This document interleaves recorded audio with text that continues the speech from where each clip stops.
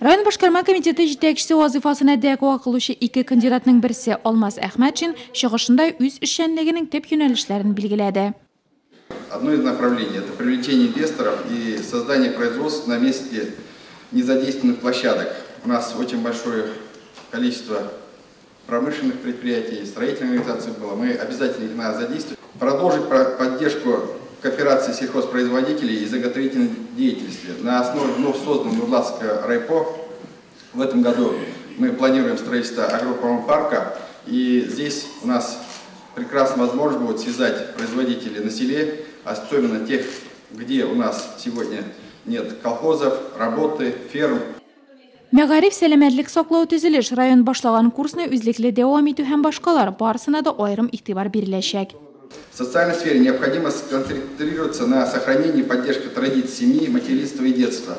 Формирование системы материального и нематериального стимулирования учащихся для учебы в вузах с последующим возвращением в район.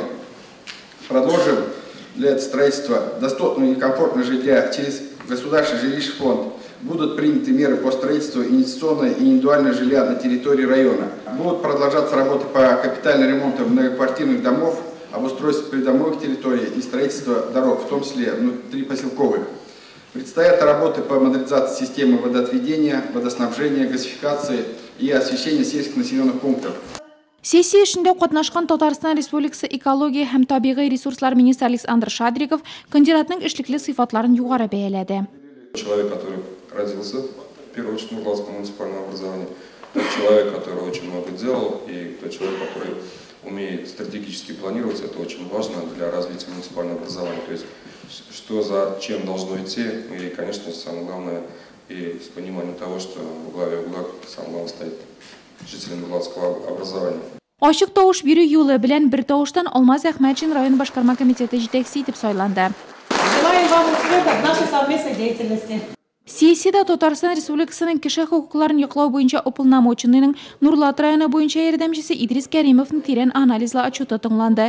4нче урын Россия Ички эшләр министрлыгының Нурлат районы буенча бүлеге узган елда шундый урынга лаек. Бүлек хезмәткәрләре Нурлатта узган 27 район һәм республика буйсынуындагы чарада хукук тәртибе саклау оештырган 6 меңләп гариза каралган, халыкка 12 меңләп хезмәт күрсәтелгән. Җинаятьләр саны элеккеге елдан шактый кимегән, аларның ачу күрсәткече үскән.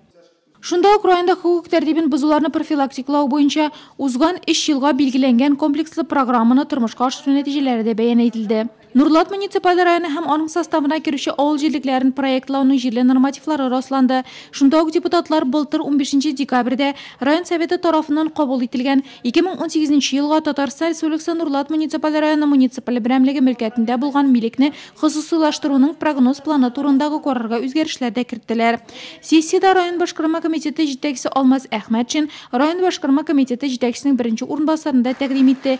Бүгенге көннән әлеге вазифада Ильяс Әхмәтҗанов булачак. Шунда ук район башлыгы урынбасары Флёр Нугумановага муниципаль хакимият органнарындагы намуслы хезмәте һәм Нурлат районы социаль-икътисади үсешенә зур өлеш кертүе өчен Татарстан Республикасы Дәүләт Советы рәхмәт хаты тапшырылды. Сессия эшендә Татарстан Республикасы Дәүләт Советы депутатлары Илгиз Салихов, Рәис Сөләйманов, Шамил Яхузин катнаштылар.